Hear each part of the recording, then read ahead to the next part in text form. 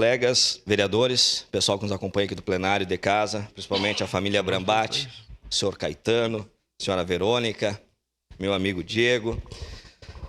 Essa homenagem é justa, né, a essa senhora tão batalhadora, a dona Teodorina, né, quando o senhor Caetano e o Diego vieram conversar comigo, né, disse prontamente, não, vamos fazer, e a gente se conhece há um bom tempo, já desde lá de 2019, né, quando os senhores lutavam, né, pela luz trifásica na propriedade de vocês e não conseguiam. E graças a Deus, ali em 2022, a gente voltou lá, naquela época, trabalhando, né, com o deputado Neri, fomos de atrás e hoje vocês têm essa modernidade lá no campo, que é a luz trifásica. A gente fica feliz de poder participar e depois criamos um laço de amizade, um vínculo e graças a Deus, estamos aqui hoje fazendo essa justa homenagem a uma senhora tão batalhadora, né, que começou a sua vida no trabalho, viveu para a família e para o trabalho até os últimos dias e formou uma família